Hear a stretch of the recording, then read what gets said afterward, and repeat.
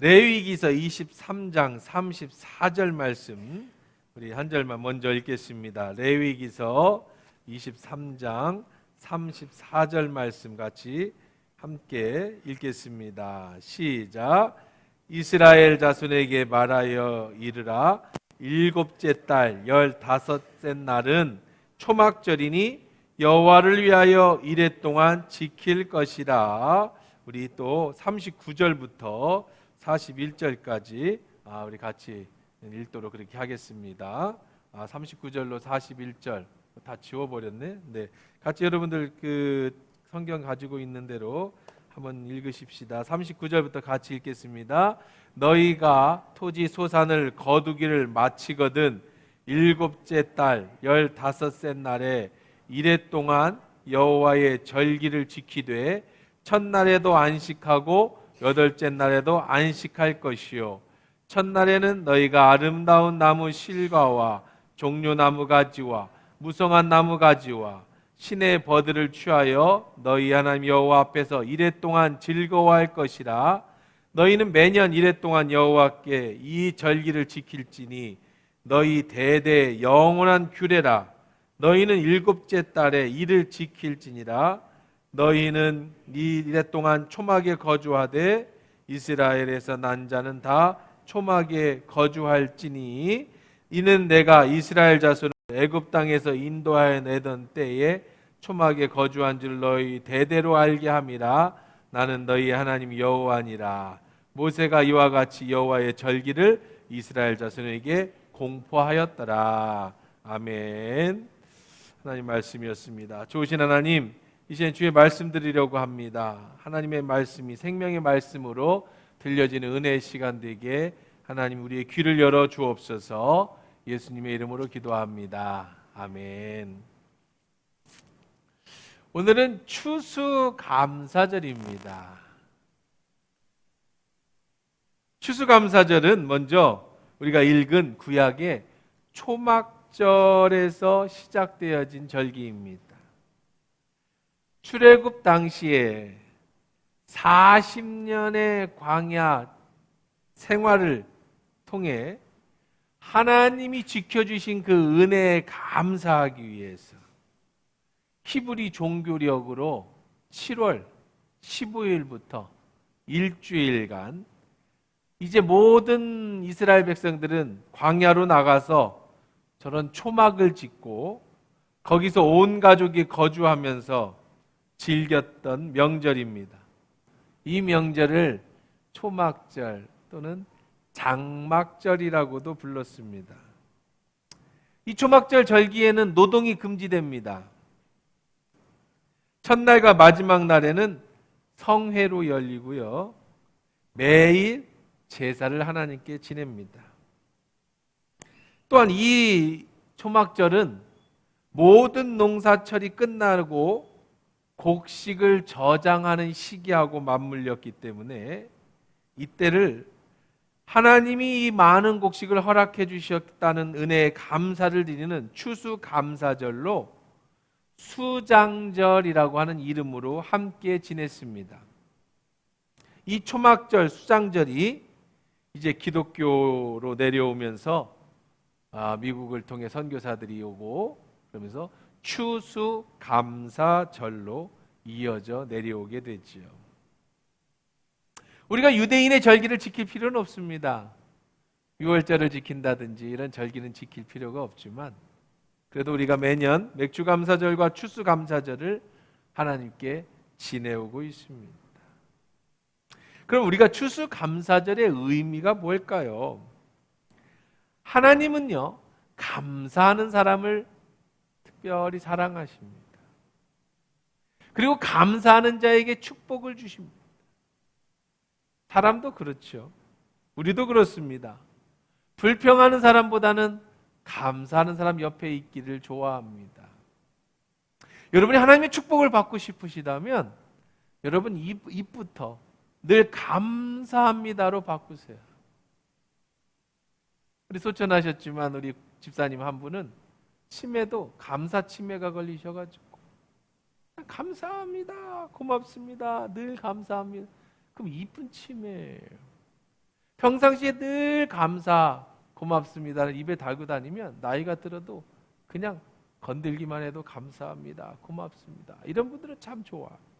근데 치매 걸려도 욕하고 싸우고 승질내고 던지고 그러면 주변에 같이 못 있죠. 그러니까 여러분, 저도 옆에서 지켜보면 사람들을 보면 하나님의 축복받는 사람들의 공통적인 특징이 있는데 그들은 전부 감사하는 사람들이더라고요. 원망하고 불평하는 사람들은 하나님이 감사하는 사람으로 바꿔놓고 그 다음에 축복을 주시더라고요.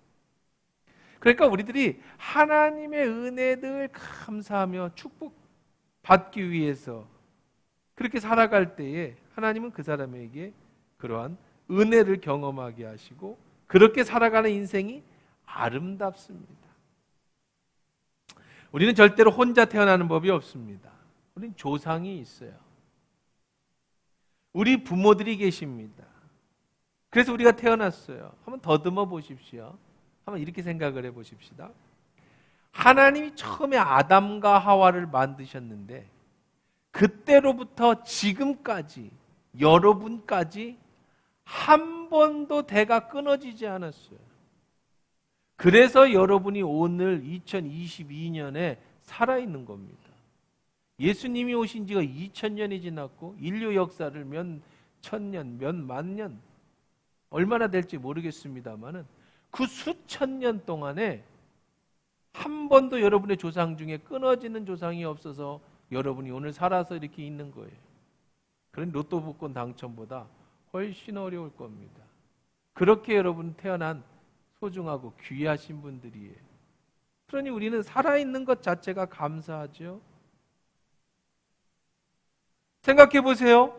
우리의 5대조 할아버지가 어렸을 때 홍역으로 동네 사람들 다 죽었는데 우리 5대조 할아버지만 간신히 살아서 결혼해가지고 4대조 할아버지를 낳게 했을 겁니다. 할머니를 낳게 했을 수도 있겠죠. 그래서 그 대가 끊어지지 않았어요. 이렇게 생각하면 또 대단합니다. 우리나라도 자살 문제로 심각합니다. 어제만 해도 저 인천대교에서 3명이 빠져 죽었대. 그리고 뭐 주변에 사람이 뭐 죽는 게 아주 흔한 얘기가 됐습니다. 어렵지요. 우리 13대조 할머니가 세상 너무 힘들다고 양잿물을 마셨는데 기적적으로 살아났어요. 아니 그랬을지도 모른다는 얘기 내가 어떻게 알아. 13년 그냥 만약에 13대조 할머니가 양잿물 먹고 돌아가셨으면 여러분이 이 세상에 없습니다. 그랬지 않았겠어요? 그렇게 아담과 하와 때부터 지금까지 하나님이 은혜를 주셔서 살게 해주셔서 우리 조상들이 계셨기에 오늘 여러분이 이 자리에서 예배 드릴 수 있는 거예요. 그러니 여러분 한 명 한 명이 얼마나 소중한 존재입니까? 얼마나 대단합니까? 여러분 우리 조상에게도 감사하고 우리들의 부모님에게도 감사하고 하지만 무엇보다도 먼저 나를 사랑해 주신 하나님, 나를 지켜주신 하나님, 그 하나님께 감사해야 되는 절기인 줄 믿습니다. 주위에 사람들이 있고 주변에 이렇게 살다 보니 당연한 것처럼 느껴요. 그래서 우리는 감사를 잊어버립니다. 추수감사의 의미는 모든 것을 일시 정지하고 멈추고 하나님과 이웃에 대해서 감사하라고 주신 하나님의 명령이고 하나님이 주신 축복의 절기인 줄 믿습니다. 모든 것을 멈추세요. 지난주까지 우리는 예수 그리스도의 고난에 대해 순환에 대한 설교 말씀을 전하고 있었습니다. 일단 멈추고 추수감사절에는 모든 것을 다 정지하고 감사에 대해서 다시 한번 생각해보고 감사하는 절기를 가져라. 무엇을 감사해야 할까요? 조금 전에 얘기한 것처럼 가장 감사해야 할 대상은 하나님이십니다. 하나님께서 우리를 지켜주시고 돌봐주셨기에 여러분이 살아있고 오늘 예수 그리스도를 믿는 믿음으로 주의 전에 나와서 예배드리고 있어요.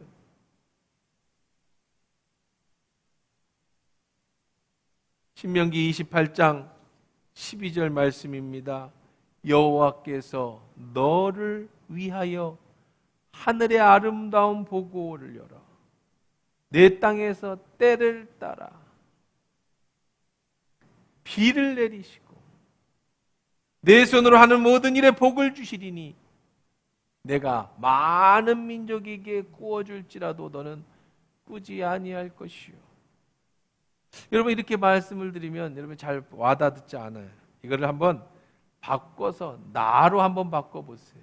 너를이 아니라 나를 한번 바꿔. 같이 한번 읽어봅시다. 시작.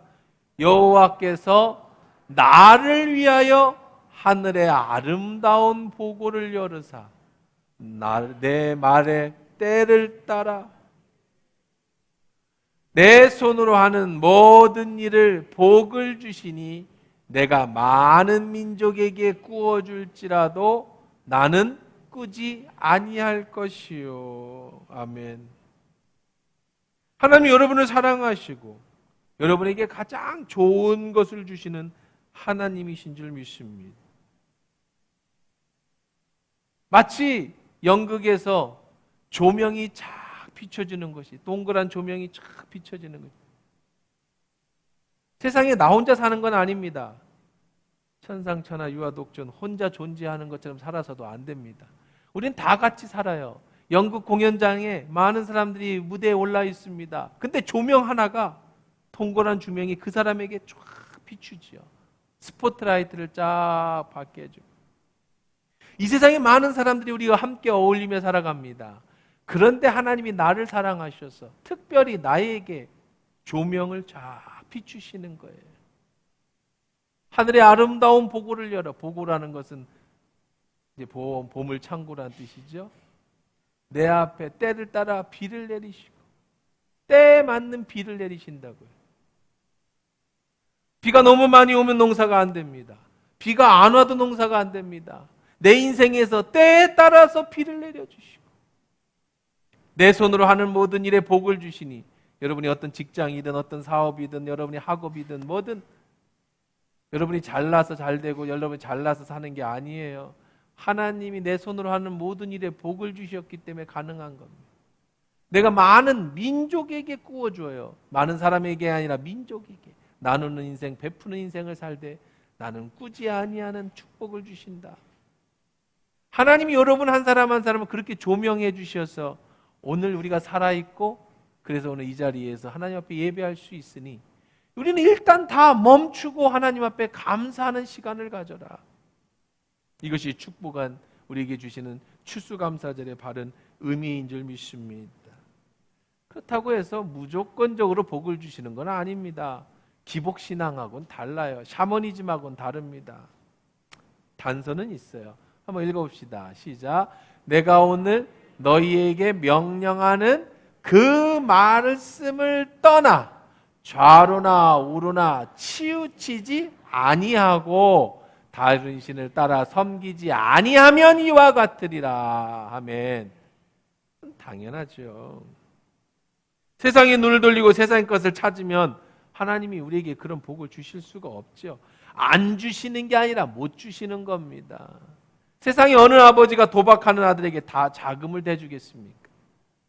세상에 어느 아버지가 바람피고 술 먹고 죄 짓는 아들에게 돈 대줘서 그거 하라고 시키겠습니까? 정신 나간 아버지가 있을지 모르겠습니다. 대신 아버지의 뜻대로 바르게 사는 자식에게는 좋은 것을 주고 싶은 게 부모의 마음이죠.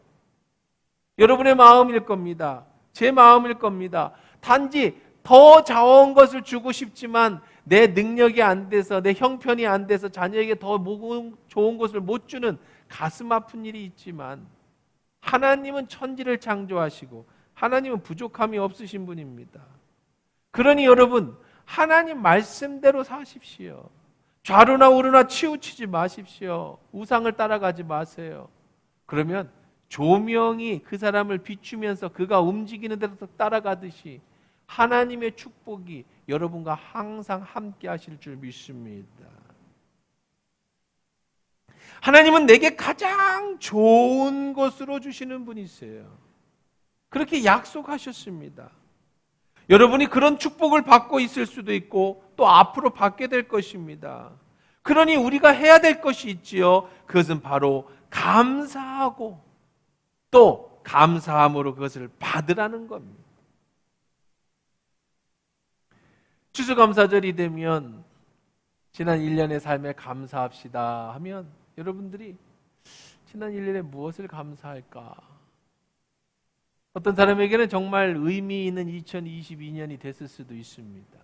근데 어떤 이에게는 별로 감사할 조건이 없을 수도 있겠지요. 여러분이 어쩌면 형식적으로 추수감사절이라고 하니까 나왔을지도 모르겠어요. 아니 어쩐 사람은 오늘이 추수감사절인지도 모르고 나왔을 수도 있겠습니다. 그런데 한번 이 글을 한번 읽어보십시다. 1948년 10월 28일에 손양원 목사님의 두 아들이 그 당시에 여순 반란 사건으로 인해서 아들을 잃었습니다. 공산당에 의해서 두 아들이 죽습니다.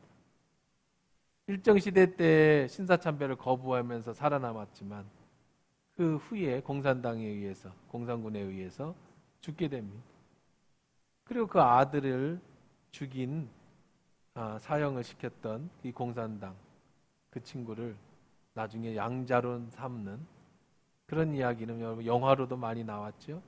손양호 목사님의 일대기가 여러분 아시는 분들이 많이 있을 겁니다.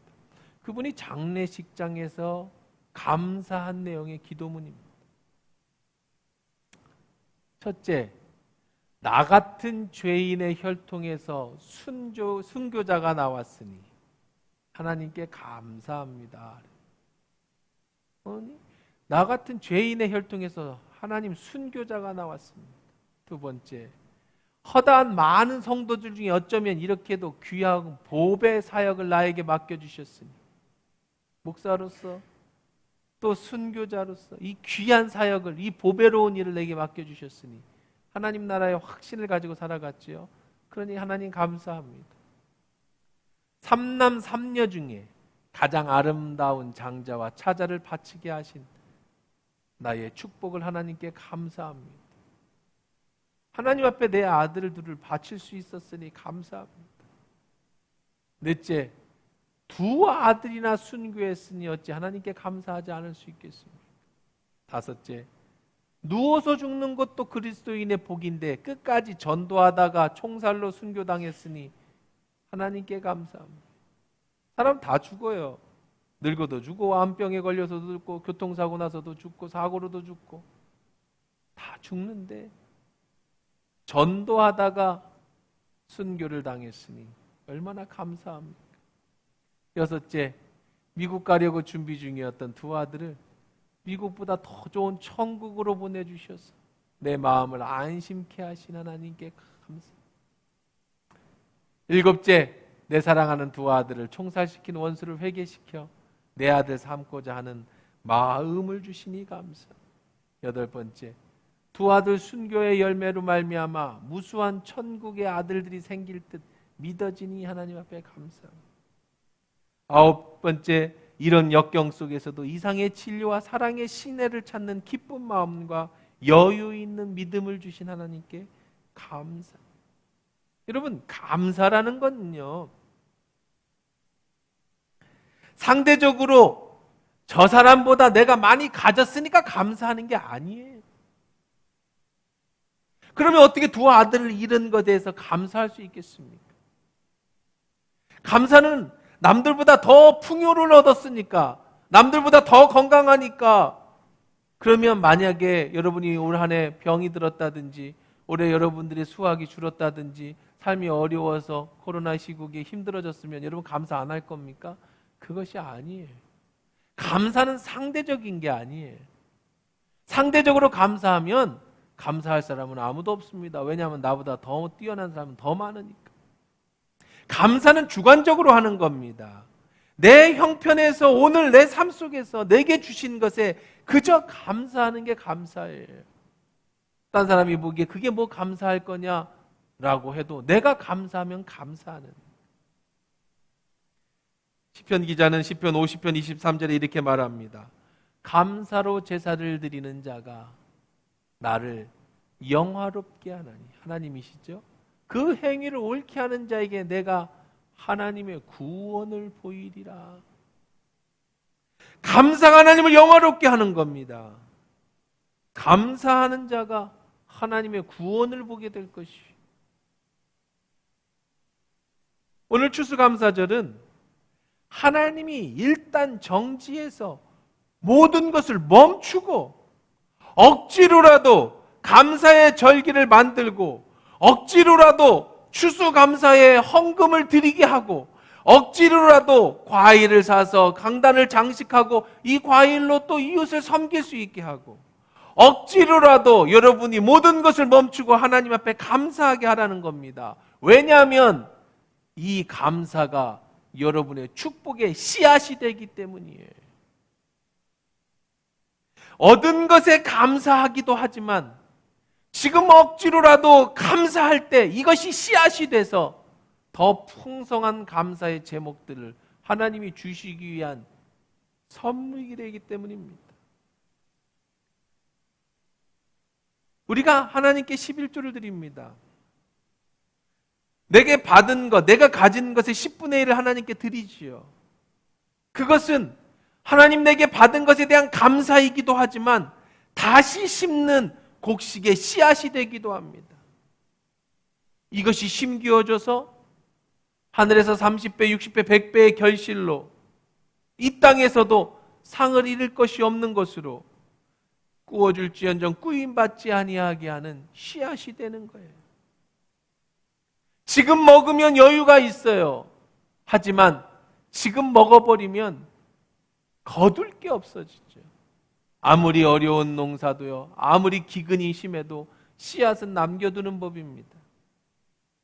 오늘 이 감사는 내가 얻은 것에 감사하는 것이기도 하지만 얻게 될 것에 씨앗을 심는 것과 같아요.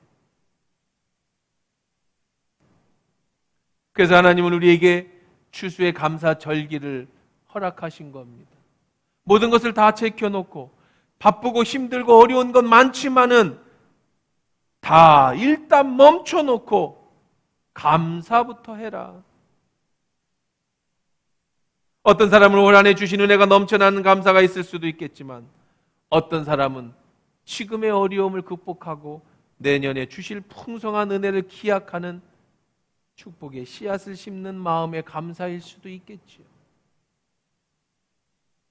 정말 나같이 볼품없는 인간을 하나님께서 사랑해 주셔서 아담과 하와 이후로 지금까지 이어져 내려올 수 있게 하셨고 먹을 양식, 입을 옷, 잠잘 집을 주셨고 내 뒤에 이어 자녀를 주셨고 사랑하는 가족과 무엇보다도 주님을 믿는 믿음을 주셨으니 그 모든 것이 얼마나 감사합니다.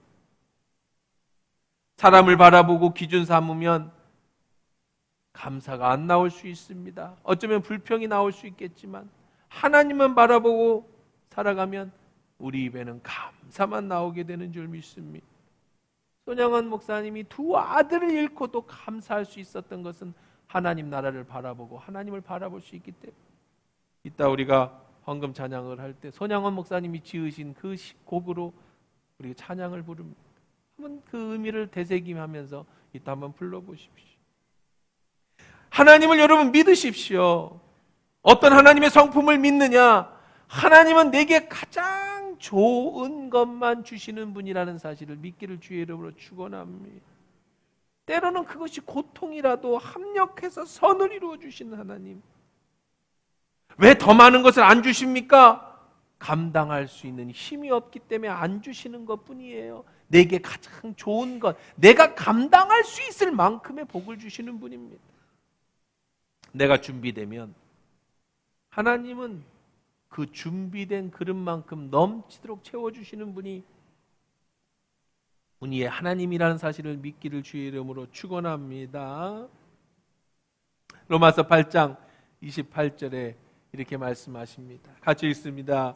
우리가 알거니와 하나님을 사랑하는 자 곧 그 뜻대로 부르심을 입은 자들에게는 모든 것이 합력하여 선을 이루느니라. 그래서 우리는 하나님 앞에 모든 것을 감사해야 돼. 좋은 것만 감사하는 게 아니라 안 좋은 것은 장차 합력해서 선을 이루어 주실 것을 믿고 내게 제일 좋은 것은 주신다는 사실을 가지고 감사합니다. 추수감사절에 모든 것을 멈추고 하나님 앞에 감사하는 것이라고 한다면, 두 번째는 이웃에게 감사하는 날을 가져야 합니다. 하나님께 감사하는 건 참 쉬워요. 근데 뜻밖에도 우리는 이웃에게 감사하는 건 너무 인색합니다. 매일 삶 속에서 하나님 감사합니다는 입버릇처럼 얘기해요. 어려워도 하나님 감사합니다, 믿습니다는 어느 정도 신앙이 있으면 다 합니다. 그런데 정말로 내가 감사해야 될 이웃, 그 이웃 중에는 특별히 여러분의 부모님이, 여러분의 식구들이, 그리고 우리와 함께하는 교인들, 교우들입니다. 새를 한번 보세요. 새는요, 날개가 참 거추장스럽습니다. 날개를 펴면 자기 몸의 2배, 3배가 됩니다. 무겁습니다. 모이를 쪼아 먹거나 아니면은 땅에 내려와서 걸어 다닐 때 이것이 참으로 불편합니다. 부담스럽습니다. 거추장스럽습니다. 뛰지도 못합니다. 또 이것 때문에 적에게도 잘 들킵니다. 그런데 이 새의 날개는요, 하나님이 나르라고 주신 거예요. 적이 올 때 날개를 쫙 펴서 도망가기 쉽게, 여우나 늑대나 파충류가 공격해 올 때 날개를 펴서 바로 날아서 도망갈 수 있게, 이것이 새가 가진 특권이죠. 날아가야 할 때, 짐승이 와서 잡아먹으려고 할 때, 도망갈 때 날개가 없어서는 안 됩니다. 공중을 나릅니다. 창공을 나릅니다. 멀리 이동하기도 쉽습니다. 지붕도 날고 산도 날고 나무 위도 나르고 다 나를 수 있습니다. 날개가 땅에 있을 때는 거추장스럽고 부담스럽지만 이 날개가 있기에 새는 훨훨 날 수 있는 겁니다. 새는 날개가 무거워도 그 날개 덕분에 날 수 있고, 배는 돛이 무거워도 그것 때문에 항해할 수 있고요, 기차는 화통이 무거워도 그것 때문에 달릴 수 있고, 비행기 역시 날개가 무거워도 그것 때문에 날 수 있는 것처럼, 사랑하는 성도 여러분, 잘 보십시오. 여러분 주변에 있는 우리의 부모, 식구, 형제, 이웃, 교우들, 때로는 내가 불편할 수 있습니다. 그들이 왜 존재하는 걸까 하는 생각이 들 수도 있습니다. 때로는 이웃 때문에, 부모 때문에, 형제들 때문에, 교우들 때문에 마음이 상하기도 합니다. 부모님 때문에 마음이 상하기도 합니다. 교회 와서 시험 들기도 합니다. 그래도 우리는 이럴 때 감사해야 될 것은, 이런 추수감사절에 다시 한번 이웃에 감사해야 할 것은, 하나님은 이들을 통해서 나를 돕기도 하고 만들어 가시기도 하고 연단시키기도 하고, 그래서 마침내 하나님의 사람으로 만들어 가신다는 사실이에요. 요즘 새벽마다 요셉을 묵상하고 있죠. 요셉을 한번 보십시다.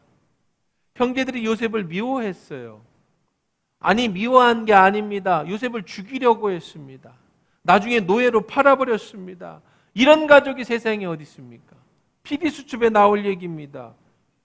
9시 뉴스 톱에 나올 얘기죠. 아니, 인신매매를 해도 자기 동생을 갖다 인신매매해서 팔아버리는 형제가 있어요. 요셉에게 있어서 가족은요, 차라리 없어야 될 존재 같아 보입니다. 그런 형제는 없었으면 좋을 것 같지 않습니까? 그런데 친하고 나서 보니까 그것 때문에, 그런 시험과 연단 때문에 요셉은 하나님의 인정받는 사람이 됩니다.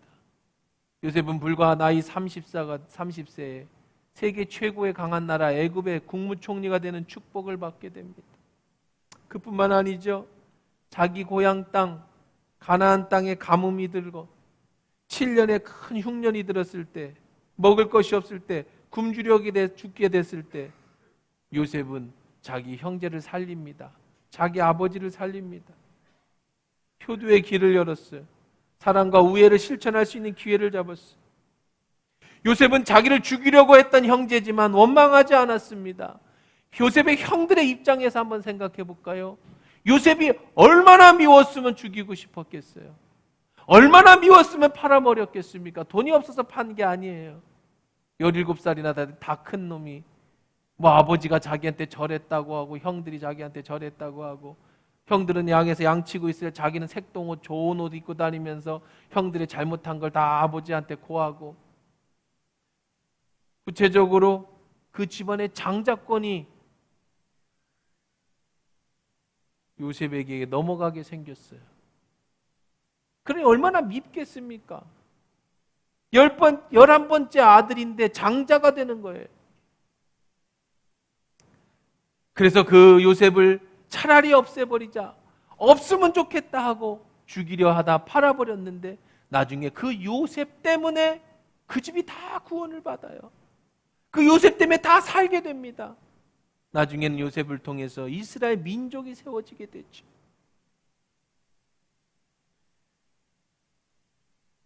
출애굽기 13장 19절에 보면 모세가 요셉의 해골을 취하였으니 이는 요셉이 이스라엘 자손에게 단단히 맹세하여 이르기를 하나님이 필연 너희를 권고하시리니 너희는 나의 해골을 여기서 가지고 나가라 하였음이었더라. 요셉은요 나중에 자기가 죽기 전에 유언을 합니다. 앞으로 400년 뒤에 너희들이 다시 고향으로 가게 될 거다. 하나님이 너희들 다시 이스라엘 백성을 가나안으로 보내주실 텐데 그때 꼭 잊지 말고 400년 뒤입니다. 내 해골을 다 거두어서 내 고향 땅으로 가져가다오. 애굽의 총리가 되고 부귀영화를 다 누렸던 요셉이지만 자기를 불편하게 하고 없는 게 좋을 것 같은 형제 가족이지만 그는 마지막 죽을 때까지 죽어서까지 가족의 소중함을 알았고 하나님이 주신 축복의 가족의 그 아름다운 애틋함을 알았습니다. 자기의 유골까지도 출애굽을 해서 이스라엘의 약속의 땅 가나안으로 돌아가기를 소원하고 죽었습니다. 그것이 가족입니다. 결국 요셉의 가족사가 이스라엘의 역사가 되지 않았습니까? 오늘도 마찬가지예요. 여러분의 가족, 여러분의 부모, 여러분의 형제, 우리들의 교인들, 교우들, 그래서 시험에 들어서 교회를 떠나기도 하고 상처를 받기도 하고 형제제 간의 우애가 끊어지기도 하고 부모와 자식 간에 결별하기도 하고 부부 간에 이혼하기도 하고 이런 복잡한 인간관계 속에서 우리가 감사해야 될 것은 오늘 내게 있는 가족들이 내 주변에 있는 교우들이 시원찮게 보이고 없으면 좋을 것 같아 보이고 차라리 없는 것이 내게 속 편할 것 같아 할지라도 여러분 그들에게 감사하십시오. 하나님은 그들과 함께 합력하여 선을 만들어가고 계시는 거고 그렇게 여러분을 훈련시키고 단련시켜서 마침내 하나님 나라의 백성으로 삼아주시고 만들어가고 있다는 사실입니다.